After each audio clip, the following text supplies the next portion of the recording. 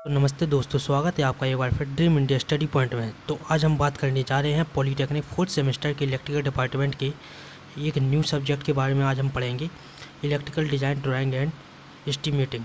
ठीक है, तो आज से हमारा एक नया सब्जेक्ट शुरू हो चुका है, EDDE। ठीक है, इसको हम EDDE भी कहते हैं। ये आपकी पहली वीडियो है। चलिए शुरू करते हैं। इसमें हम सबसे पहले पढ़ेंगे first lesson, symbol and sign convention. तो वीडियो शुरू करने से पहले अगर आपने चैनल को सब्सक्राइब ना किया हो तो चैनल को सब्सक्राइब कर लें। तो चलिए इसमें हम सबसे पहले देखते हैं इलेक्ट्रिकल सिंबल एंड डायग्राम। मतलब इलेक्ट्रिकल सिंबल और डायग्राम की हमें ज़रूरत क्यों पड़ती है, इस सब्जेक्ट की हमें क्या ज़रूरत है, इसके बारे में हम सबसे पहले जानेंगे। देखिए, हम एकदम बेसिक से पढ़ते हुए चल रहे हैं, आपको एकदम बेसिक से पढ़ाया जाएगा, सारी चीज़ें पढ़ाई जाएंगी। तो इसलिए वीडियो भले ही थोड़ी लंबी हो बट आपको बेसिक से और सब चीज़ पढ़ाई जाएंगी। तो इसलिए वीडियो ज़रा भी स्किप ना करें, लास्ट तक देखें। सबसे पहले हम पढ़ेंगे इलेक्ट्रिकल सिंबल एंड डायग्राम। भवन में या औद्योगिक क्षेत्र में विद्युत संस्थापक कार्य करने से पहले उसकी ड्राइंग तैयार की जाती है, जिस जिस जिससे कार्य करने में आसानी होती है। इलेक्ट्रिकल डिज़ाइन में ग्राफिक सिंबल का यूज किया जाता है। सिंबल का यूज करना एक प्रकार की शॉर्ट हैंड है। क्या समझिए आप इससे? इसका मतलब है कि जो भी भवन या औद्योगिक संस्थाएं, ये बिल्डिंग वगैरह, इनका निर्माण किया जाता है तो विद्युत संस्थाएं इसको बनाने से पहले इसको ड्राइंग कर लेते हैं। ठीक, या हम ड्राइंग करने को सिंबल बना लेते हैं, तो हम इसको कहते हैं, एक तरह से ये सिंबल का यूज शॉर्ट हैंड की तरह किया जाता है। ठीक है, तो इसमें सबसे पहले हम पढ़ेंगे list of electrical symbol. List of electrical symbol, और एक चीज़ और, इंग्लिश मीडियम और हिंदी मीडियम दोनों इसको पढ़ सकते हैं, क्योंकि इंग्लिश हिंदी में दोनों में मैंने लिखा है। तो विद्युत वायरिंग में संबंधित विद्युत वायरिंग से संबंधित विद्युत प्रतीक। ठीक है, electrical symbols related to electrical wiring circuit. सामान्य वायरिंग, देखिए जब भी आपसे सिंगल या सामान्य तार या सामान्य वायरिंग ऐसा कुछ भी पूछा जाए, सामान्य लगा हो, तो उसमें आप सीधी एक लाइन खींच देंगे, सिंपल, बस। ठीक है, सतह पर wiring, wiring on the surface. Wiring on the surface में आप पहले एक सिंगल लाइन खींचेंगे, उसके बाद 3 लाइन यहाँ पर छोटी खींचेंगे, 3 लाइन यहाँ पर। ठीक है, तिरछी लाइन खींचेंगे आप, 3 यहाँ 3 यहाँ नीचे की साइड। सतह के नीचे वायरिंग, तो वायरिंग अंडर सरफेस। तो वायरिंग अंडर सरफेस में हम ऊपर की साइड 3 तिरछी लाइनें खींचेंगे, 3 इस साइड ऊपर की साइड खींचेंगे, सिंगल तार बनाकर। ठीक है, अब हम चौथा पॉइंट जिसमें पढ़ेंगे, वाहक नली में वायरिंग। तो वाहक नली में वायरिंग 2 तरह से होती है, सतह के ऊपर वाहक नली और सतह के नीचे वाहक नली। सतह के ऊपर वाहक नली, कंड्यूट ऑन सरफेस। इसमें हम सेम वायरिंग, सतह की वायरिंग वाले चित्र बनाएंगे और ऊपर ओ बना देंगे, ओ या एक छोटा सा गोला। ठीक है, सतह के नीचे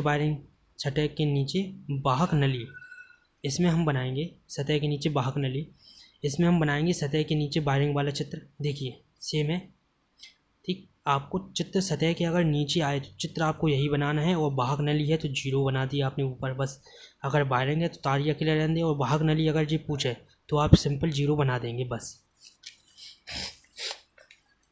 पांचवा जो आपका पॉइंट है, ऊपर की ओर जाती वायरिंग। ठीक है, ये है गोला, ऊपर की ओर जाती हुई वायरिंग। देखिए इसका मतलब सीधा सा आप अगर समझें, एक सिंगल लाइन का मतलब है तार। ठीक, एक सिंगल लाइन का मतलब है तार या वायरिंग। ठीक है, ऊपर की ओर जाती वायरिंग, ये है ऊपर की ओर जा रही है ये। ठीक, नीचे की ओर जाती वायरिंग, ये नीचे की ओर जा रही है। कमरे के ऊर्ध्वाधर गुजरती वायरिंग, आप समझ लीजिए ये कमरा है, ऊर्ध्वाधर गुजरती हुई वायरिंग। ठीक, इसको कमरे के ऊर्ध्वाधर गुजरती हुई वायरिंग, इसको ऐसे बना देंगे। ठीक, इन दोनों चित्र को मिला दीजिए तो आपका बन जाएगा कमरे के ऊर्ध्वाधर गुजरने वाली वायरिंग। आठवां हमारा जो पॉइंट हम पढ़ेंगे, विद्युत परिपथ आरेखों में संबंधित वैद्युत चित्र। Electrical symbol related to electrical circuit diagram. इसमें हम जो पहला पॉइंट पढ़ेंगे वो है हमारा विद्युत की प्रकृति एवं कला। देखिए, अगर आप इस सब्जेक्ट को अच्छे से समझना चाहते हैं तो या तो आप मेरे साथ नोट्स बनाते हुए चलें, या एक रफ कॉपी पेन लेकर बैठ जाएं और लिखते हुए चलें। ठीक है, देखिए एक आपको शॉर्ट ट्रिक बताते हैं। डिस्ट धारा 2 तार 220 वोल्ट, तो डिस्ट धारा 2 तार, तो 2 तार ये डिस्ट धारा मान लो इसे, ठीक है, और 220 volt DC two wire 220 volt. अगर यहाँ लिखा होता डिस्ट धारा 3 तार 220 वोल्ट, तो यहाँ पर 3 आ जाता। अगर यहाँ लिखा होता 4 तो यहाँ 4 आ जाता, 5 लिखा होता 5 आ जाता। देखिए कोई कंफर्म नहीं है कि आपके एग्ज़ाम में वो पूछे DC टू वायर 220 वोल्ट, ज़रूरी नहीं है। यहाँ पर 2 की जगह 4 भी लिख सकता है और 5 भी लिख सकता है, तो इसलिए अच्छे से समझना चलता है हमको। दूसरा जो हमारा पॉइंट है वो है प्रत्यावर्ती धारा एक फेजी 230 वोल्ट 50 हर्ट्ज। देखिए सबसे पहले इसमें आप ये वाला सिंबल देख लिया, आप इसको मान ली फेज का सिंबल, ठीक है। अब यहाँ लिखा है एक फेज 50 हर्ट्ज 230 वोल्ट, ठीक। इसका डायग्राम जो बनेगा, इसका जो हम लिखेंगे, इसको ये लिखेंगे हम इसको। आप एक चीज़ हमेशा याद रखिएगा, हर्ट्ज पहले लिखा जाएगा और वोल्टेज बाद में, ठीक है।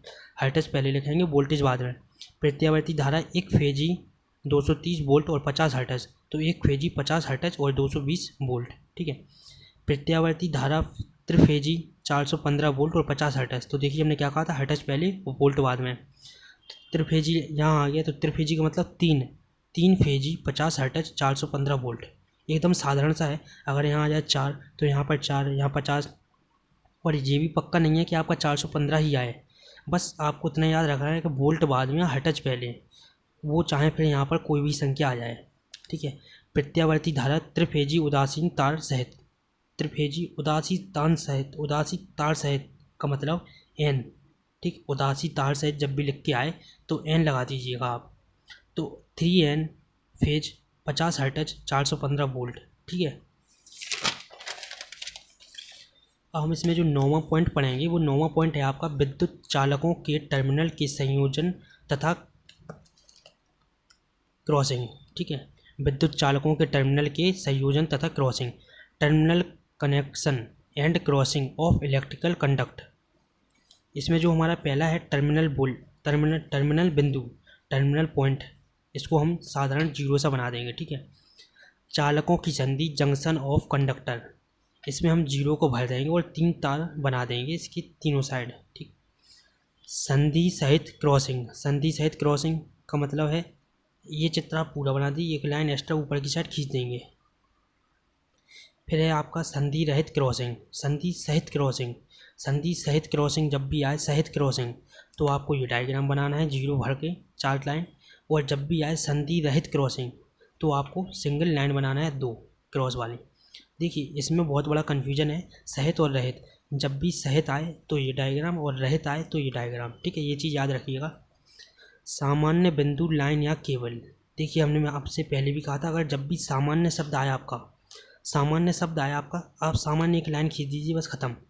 जब भी आपका कहीं पर भी सामान्य शब्द आए तो उसका सिंबल सामान्य ही बनेगा। लचीला केबल, देखिए ये केबल है, इसको लचीला का मतलब टेढ़ा, तो इसको टेढ़ा करके बना दिए, लचीले केबल का सिंबल हो गया। अब परिपथ का बहुलक प्रदर्शन, एकदम सरल भाषा में आपको समझाया जा रहा है, ठीक है। तो हम पढ़ेंगे परिपथ का बहुलाइन प्रदर्शन, मल्टी लाइन, ठीक है।